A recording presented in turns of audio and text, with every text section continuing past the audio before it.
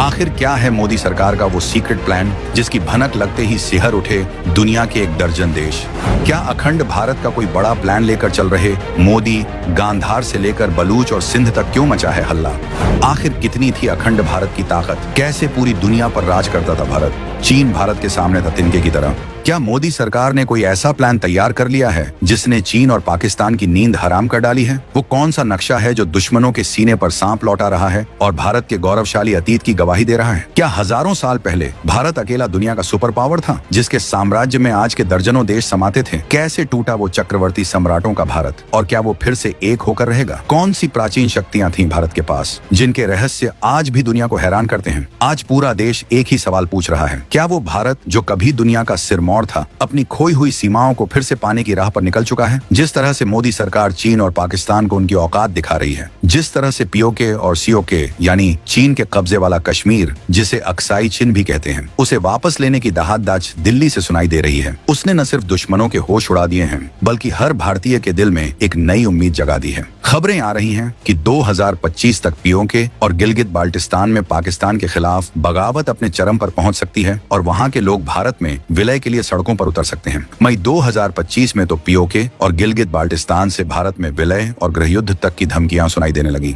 भारत के विदेश मंत्री एस जयशंकर ने अगस्त 2024 में लंदन में ताल ठोक कर कहा कि पीओके वापस मिलने पर ही कश्मीर समस्या का असली हल होगा। यही नहीं, जनवरी 2025 में जब चीन ने अक्साई चिन में अपनी नई काउंटी बनाने की जुर्रत की तो भारत ने उसे अवैध कब्जा बताकर दुनिया के सामने चीन को नंगा कर दिया। चीन की अक्साई चिन तक रेलवे लाइन बिछाने की 2025 की योजना के जवाब में भारत भी सीमा पर अपनी रणनीतिक रेलवे लाइनें बिछा रहा है। चीन के होश फाख्ता हैं। अमेरिकी खुफिया रिपोर्टें भी मई 2025 तक चीख चीख कर कह रही हैं कि भारत अब चीन को अपना सबसे बड़ा दुश्मन मानने लगा है और पाकिस्तान तो अब उसके लिए बस एक छोटी मोटी सिरदर्दी बनकर रह गया है। कल्पना कीजिए, मई 2025 में पहलगाम में हुए एक बड़े घटनाक्रम के बाद भारत ने पाकिस्तान के साथ सिंधु जल संधि को निलंबित कर दिया और ऑपरेशन सिंदूर के तहत पीओके में घुसकर सीमित कार्रवाई की, जिसके बाद दुनिया भर में हड्डाकंप मच गया और आनन फानन में युद्ध विराम हुआ। इन सब घटनाओं ने पूरे भारत में एक ही चर्चा को जन्म दिया है, अखंड भारत। ये कोई कोरा सपना नहीं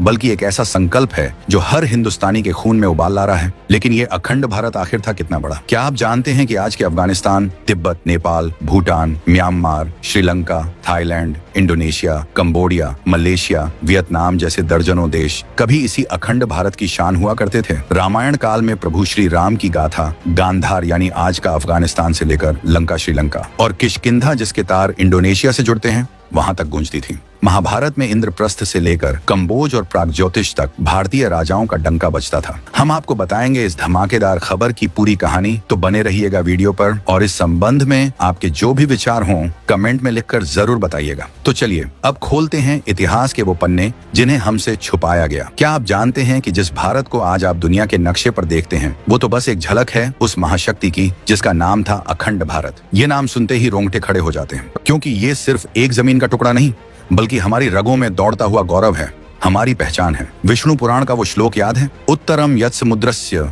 हिमाद्रेश्चैव दक्षिणम वर्षम तद भारतम नाम भारतीय यत्र संततिहम। यानी समुद्र के उत्तर से लेकर हिमालय के दक्षिण तक जो महान भूमि फैली है वही भारतवर्ष है और हम सब उसकी संतानें भारतीय हैं। लेकिन रुकिए, कहानी यहीं खत्म नहीं होती। ये तो बस शुरुआत है उस विराट भारत की जिसकी सीमाएं आज के कई देशों को अपने आगोश में समेटे हुए थी। पुराण और हमारे महाकाव्य महाभारत और रामायण गवाही देते हैं कि तिब्बत, जिसे हम त्रिविष्टप कहते थे, अफगानिस्तान जो कभी उपगण स्थान या गांधार कहलाता था, ईरान जिसे आर्यान के नाम से जाना जाता था, म्यांमार जो हमारा ब्रह्मदेश था, श्रीलंका यानी प्रभु राम की लंका, थाईलैंड जिसे स्वर्णभूमि कहा गया, इंडोनेशिया का यवद्वीप, मलेशिया, कंबोडिया का कंबुज और वियतनाम का चंपा, ये सब उस महान भारत का हिस्सा थे जिसकी धूल को हमारे पूर्वज माथे से लगाते थे। रामायण में किष्किंधा का वर्णन है जिसके तार सीधे इंडोनेशिया के बाली द्वीप से जुड़ते हैं, जहां आज भी हनुमान और बाली की पूजा होती है। महाभारत में गांधार, नरेश, शकुनी और गांधारी का जिक्र है जो आज के अफगानिस्तान का हिस्सा था। उस वक्त भारत की सैन्य शक्ति ऐसी थी कि दुनिया थर्राती थी। मौर्य सम्राट चंद्रगुप्त की सेना में 6 लाख पैदल सैनिक, 50,000 घुड़सवार और 9,000 हाथी थे,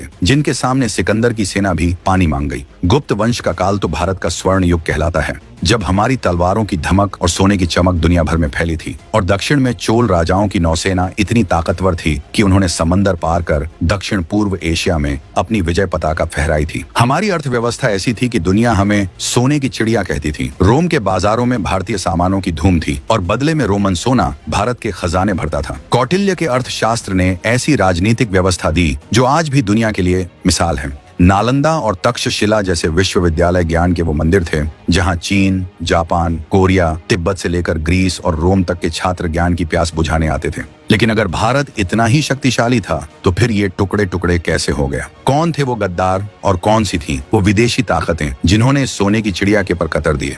जानेंगे अगले हिस्से में। अखंड भारत, जिसकी सीमाएं उत्तर में हिमालय को लांघकर कैलाश मानसरोवर और तिब्बत तक, पश्चिम में ईरान और अफगानिस्तान तक, पूर्व में इंडोनेशिया, मलेशिया और वियतनाम तक और दक्षिण में श्रीलंका और मालदीव तक फैली थी, वो कोई कोरी कल्पना नहीं बल्कि एक हकीकत थी। प्राचीन ग्रंथों में इसे जम्बू द्वीप या भारतवर्ष कहा गया है। उस समय भारत की ताकत सिर्फ उसकी विशाल सीमाओं में नहीं बल्कि उसकी राजनीतिक, सैन्य, आर्थिक और सांस्कृतिक सर्वोच्चता में निहित थी। हजारों साल पहले जब दुनिया के कई देश कबीलों में जी रहे थे, तब भारत में चक्रवर्ती सम्राटों का शासन था जो एक विशाल साम्राज्य को एक सूत्र में पिरोए हुए थे। मौर्य साम्राज्य, गुप्त साम्राज्य और चोल साम्राज्य जैसे राजवंशों ने न केवल भारत की सीमाओं का विस्तार किया बल्कि एक ऐसी सुदृढ़ शासन व्यवस्था भी दी जो आज भी राजनीति शास्त्रियों के लिए अध्ययन का विषय है। भारत की सैन्य शक्ति का लोहा पूरी दुनिया मानती थी। वैदिक काल से ही हमारे पास चतुरंगिणी सेना थी जिसमें पैदल, घुड़सवार, हाथी और रथ शामिल थे। चोलों की नौसेना ने तो बंगाल की खाड़ी को चोल झील में बदल दिया था और दक्षिण पूर्व एशिया तक भारतीय ध्वज फहराया था।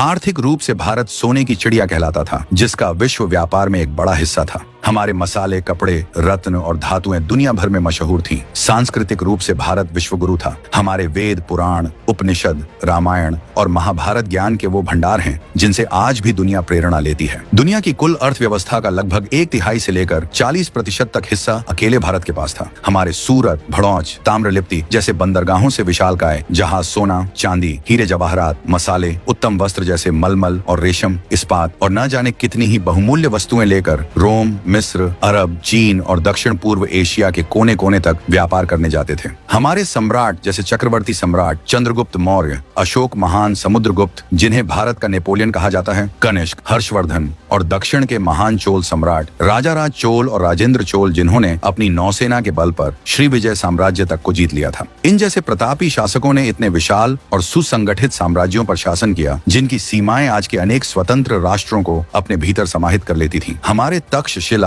नालंदा, विक्रमशिला, वल्लभी और कांची जैसे विश्वविद्यालय केवल ईंट पत्थर की इमारतें नहीं थे बल्कि वे ज्ञान के ऐसे धधकते हुए सूर्य थे जहां चीन, कोरिया, जापान, तिब्बत, फारस और यूनान तक के देशों से हजारों विद्वान और छात्र सत्य, दर्शन, विज्ञान, गणित, आयुर्वेद और कलाओं की उच्चतम शिक्षा प्राप्त करने आते थे। हमारी सैन्य शक्ति इतनी सुदृढ़ और अनुशासित थी कि महान कहे जाने वाले सिकंदर को भी हमारे वीर राजा पुरु से युद्ध करने के बाद और हमारे सैनिकों के शौर्य को देखकर व्यास नदी के तट से निराश होकर उल्टे पैर लौटना पड़ा था। अब सवाल यह उठता है कि इतना शक्तिशाली और विशाल भारत आखिर कैसे टुकड़ों में बंट गया? इसकी कहानी लंबी और दर्दनाक है। शुरुआत हुई विदेशी आक्रमणों से। पहले यवन, शक, कुषाण और हूण आए जिन्होंने भारत की पश्चिमी सीमाओं पर दस्तक दी। फिर 7वीं सदी के बाद शुरू हुआ इस्लामी आक्रमणों का दौर जिसने भारत के एक बड़े हिस्से को न केवल राजनीतिक रूप से बल्कि सांस्कृतिक रूप से भी बदल दिया। महमूद गजनवी और मोहम्मद गौरी जैसे आक्रांताओं ने न केवल भारत को लूटा बल्कि हमारी सभ्यता और संस्कृति पर भी गहरे घाव दिए।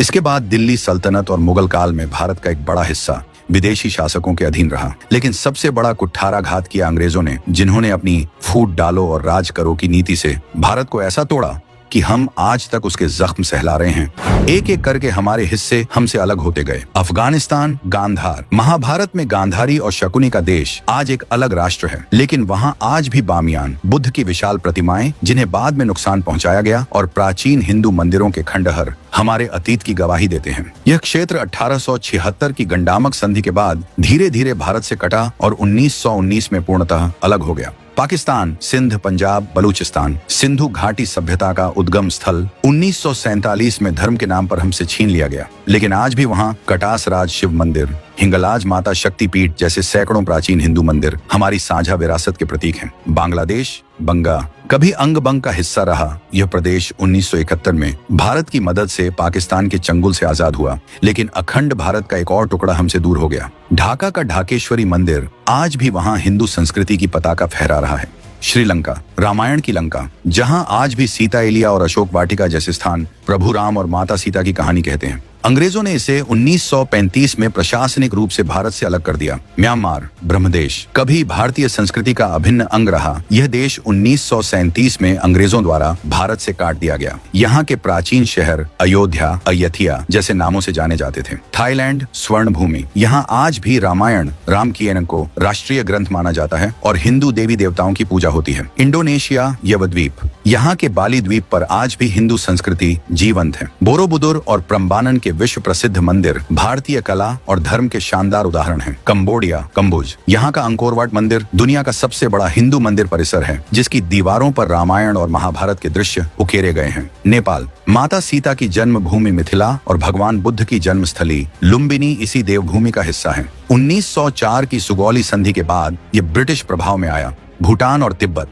ये दोनों क्षेत्र भी भारतीय संस्कृति और धर्म से गहराई से जुड़े रहे हैं। तिब्बत, जिसे त्रिविष्टप कहा जाता था, कैलाश मानसरोवर की पवित्र भूमि है, आज चीन के कब्जे में है। मलेशिया, सिंगापुर, वियतनाम, चंपा, मालदीव, इन सभी क्षेत्रों में चोल और श्रीविजय जैसे भारतीय साम्राज्यों का प्रभाव रहा और आज भी वहाँ भारतीय संस्कृति, भाषा और धर्म के प्रमाण मिलते हैं। ये सबूत चीख चीख कर गवाही दे रहे हैं कि ये धरती हमारी थी, ये संस्कृति हमारी थी। लेकिन क्या हम अपने इस गौरवशाली अतीत को भूल जाएंगे या फिर उन खोई हुई शक्तियों को फिर से जगाएंगे जिनके दम पर भारत एक बार फिर विश्व गुरु बनेगा? क्या थी वो रहस्यमयी ताकतें? प्राचीन भारत सिर्फ सीमाओं में ही विशाल नहीं था, बल्कि उसके पास ऐसी रहस्यमयी शक्तियां और ज्ञान था जिसके सामने आज की टेक्नोलॉजी भी बौनी नजर आती है। महाभारत और रामायण में जिन दिव्यास्त्रों का वर्णन मिलता है, ब्रह्मास्त्र, पाशुपतास्त्र, आग्नेयास्त्र, क्या वो सिर्फ कवियों की कल्पना थी या फिर ये किसी ऐसी उन्नत सैन्य तकनीक का सबूत है जो आज हमसे खो गई है? कौटिल्य के अर्थशास्त्र में तूष्णी युद्ध का जिक्र है, जिसमें विश्व और गुप्त तरीकों से दुश्मन का सफाया किया जाता था और कूट युद्ध में छल कपट से शत्रु को मात दी जाती थी। ये आज के साइकोलॉजिकल वॉरफेयर और कवर्ट ऑपरेशंस से कम नहीं थे। हमारे पूर्वजों ने विमान शास्त्र जैसे ग्रंथ रचे जिनमें उड़ने वाले यंत्रों का विस्तृत वर्णन है। क्या ये प्राचीन भारत की एरोस्पेस टेक्नोलॉजी की ओर इशारा नहीं करते? शून्य और दशमलव प्रणाली तो भारत ने ही दुनिया को दी, जिसके बिना आज का विज्ञान और गणित अधूरा है। आर्यभट्ट और वराह मिहिर जैसे खगोल शास्त्रियों ने हजारों साल पहले ग्रहों की गति, सूर्य और चंद्र ग्रहण की इतनी सटीक गणना कर ली थी कि आज के वैज्ञानिक भी दांतों तले उंगली दबा लेते हैं। चोल राजाओं की नौसेना इतनी ताकतवर थी कि उन्होंने समुद्र पार कर विदेशी धरती पर भारत का परचम लहराया था। लोथल जैसे प्राचीन बंदरगाह दुनिया के साथ हमारे व्यापार के गवाह हैं और नालंदा, तक्षशिला जैसे विश्वविद्यालय ज्ञान के वो केंद्र थे जिनकी लाइब्रेरी में लाखों पांडुलिपियां थीं। सोचिए, जब बख्तियार खिलजी जैसे वहशी ने नालंदा को जलाया तो कितना अनमोल ज्ञान हमेशा के लिए राख हो गया होगा। ये वो भारत था जिससे दुनिया कांपती भी थी और सीखती भी थी। लेकिन सवाल ये है कि क्या वो जज्बा, वो संकल्प आज भी हमारे अंदर जिंदा है? जवाब है हाँ। आज जब हम अपने वीर जवानों को पीओके और अक्साई चिन्ह पर तिरंगा फहराने के लिए ललकारते देखते हैं, जब हमारे नेता ताल ठोक कर कहते हैं कि यह जमीन हमारी है और हम इसे लेकर रहेंगे, तो अखंड भारत का सपना एक हकीकत बनता नजर आता है। राष्ट्रीय स्वयंसेवक संघ अपने 2025 के शताब्दी वर्ष के आसपास अखंड भारत के विचार को और मजबूती से उठा रहा है। स्वामी विवेकानंद से लेकर वीर सावरकर तक हर राष्ट्रभक्त ने इस सपने को अपनी आंखों में बसाया था और आज योगी आदित्यनाथ जैसे नेता खुले मन से कह रहे हैं कि पाकिस्तान का भारत में विलय होकर रहेगा और अखंड भारत का निर्माण एक सच्चाई है जो होकर रहेगी। मई 2025 तक की खबरें देखिए। पीओके और गिलगित बाल्टिस्तान में लोग पाकिस्तान से आजादी और भारत में विलय के नारे लगा रहे हैं। बलूचिस्तान में आजादी की आग भड़क चुकी है और वो भारत से मदद की गुहार लगा रहे हैं। भारत की बढ़ती आर्थिक, सैन्य और कूटनीतिक ताकत इस सपने को साकार करने की दिशा में एक मजबूत कदम है। ऑपरेशन सिंदूर जैसी निर्णायक कार्रवाइयां जो मई 2025 के आसपास की तनावपूर्ण परिस्थितियों में भारत के नए संकल्प का प्रतीक बन सकती हैं, ये दिखाती हैं कि भारत अब किसी भी चुनौती का सामना करने के लिए तैयार है। भारत की तकदीर अब दुनिया की कोई ताकत नहीं रोक सकती। अखंड भारत का सूर्योदय होकर रहेगा। इस महाअभियान में आपका क्या योगदान होगा? क्या आप इस सपने को सच होते देखना चाहते हैं? अपने विचार कमेंट में जरूर बताएं। और हाँ, अगले वीडियो में हम खुलासा करेंगे उन गुप्त प्राचीन भारतीय तकनीकों का जिनसे आज भी कांपती है दुनिया। तो सब्सक्राइब करना